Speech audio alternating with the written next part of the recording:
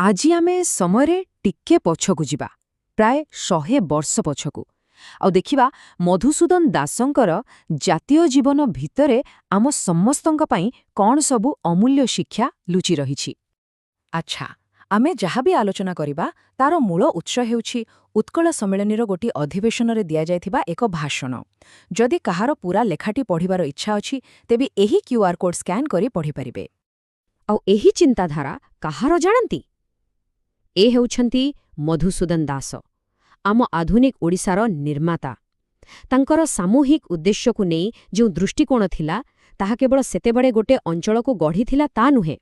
ମଜା କଥା ହେଉଛି, ଏହା ଆଜି ବି ସେତିକି ହିଁ ପ୍ରାସଙ୍ଗିକ। ତେବେ ମଧୁବାବୁ ଆରମ୍ଭ କରୁଛନ୍ତି ଗୋଟିଏ ବହୁତ ବହୁତ ଗଭୀର ଆଉ ମୌଳିକ ପ୍ରଶ୍ନରୁ। ସେ ସିଧାସଳଖ ପଚାରୁଛନ୍ତି, ଆମମାନଙ୍କର ଜାତୀୟ ଜୀବନ ଅଛି କି? ଟିକେ ଭାବିଲେ ଏହି ଗୋଟିଏ ପ୍ରଶ୍ନ ଭିତରେ ହିଁ ପୂରା ଦାର୍ଶନିକ ଆଲୋଚନାର ମୂଳଦ୍ୱାର ରହିଛି।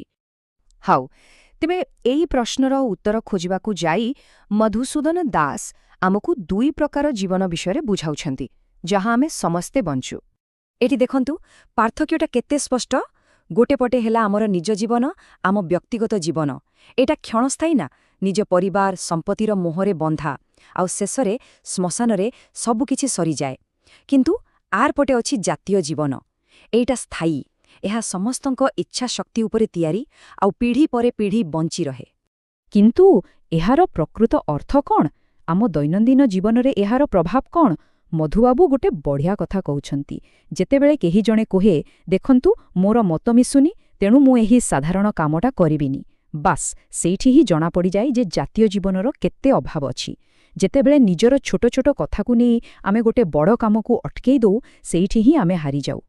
ଆଚ୍ଛା, ଏଇ ଜାତୀୟ ଜୀବନ କଥାଟା ଟିକେ ଜଟିଳ ଲାଗୁଥାଇପାରେ, ତେଣୁ ଏହାକୁ ସହଜରେ ବୁଝାଇବା ପାଇଁ ମଧୁବାବୁ ପ୍ରକୃତି ଭିତରୁ କିଛି ବହୁତ ଶକ୍ତିଶାଳୀ ଉଦାହରଣ ଆଣିଛନ୍ତି। ଚାଲନ୍ତୁ ଦେଖିବା। ପ୍ରଥମେ ଆସୁଛି ପାଣିର କଥା। ଭାବନ୍ତୁ ତ, ଆକାଶରୁ ପଡ଼ୁଥିବା ଗୋଟେ ପାଣି ଟୋପା ହଉ କିମ୍ବା ବିଶାଳ ସମୁଦ୍ର। ପାଣିର ଗୋଟିଏ ମୂଳ ଜାତୀୟ ଗୁଣ ଅଛି। ସେଇଟା କ'ଣ? ସବୁବେଳେ ତଳକୁ ବହିଯିବା।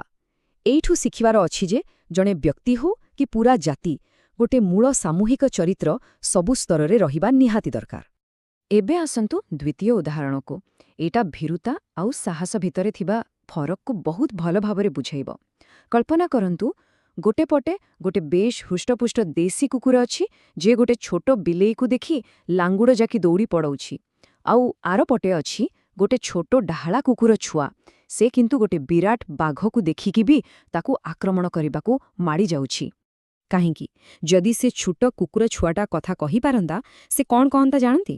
ସେ ବୋଧେ କହନ୍ତା, ହଁ ମୁଁ ଜାଣିଛି ମୁଁ ମରିଯିବି, କିନ୍ତୁ ମୋ ଜାତିର ପରିଚୟ ହିଁ ସାହସ।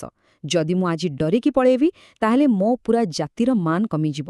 ଦେଖିଲେ, ସମୂହର ସମ୍ମାନ ପାଇଁ ନିଜ ଜୀବନକୁ ବାଜି ଲଗେଇଦେବାର ଏ କେତେ ବଡ଼ କଥା। ଆଉ ତୃତୀୟ ଉଦାହରଣ ହେଉଛି ସୂର୍ଯ୍ୟ।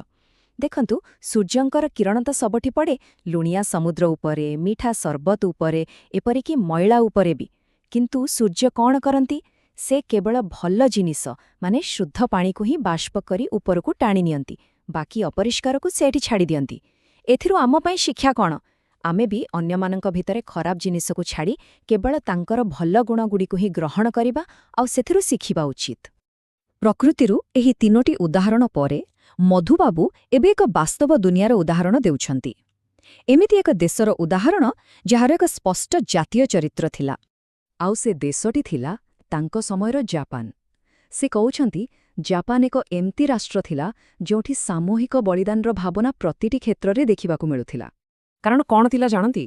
ସେଠାରେ ପ୍ରତ୍ୟେକ ଜାପାନୀ ଲୋକର ଗୋଟିଏ ମୂଳ ମନ୍ତ୍ର ଥିଲା, ଆଉ ସେ ମନ୍ତ୍ରଟି ହେଲା, ମୋ ଜୀବନ ଯାଉ ପଛେ, ଆହୁରି 10 ଲକ୍ଷ ଜାପାନୀଙ୍କ ଜୀବନ ଯାଉ ପଛେ, କିନ୍ତୁ ଜାପାନ ଜାତିର ସମ୍ମାନ ବଢ଼ିବା ଦରକାର। ଭାବିଲେ, ଏଇ ଗୋଟିଏ ଲାଇନ୍ କେତେ କଥା କହିଦେଉଛି। ନିଜ ଜୀବନଠାରୁ ଜାତିର ସମ୍ମାନ କେତେ ଯେ ବଡ଼। ଆଉ ଏହି ଚିନ୍ତାଧାରାର ବାସ୍ତବ ଫାଇଦା ବି ଥିଲା।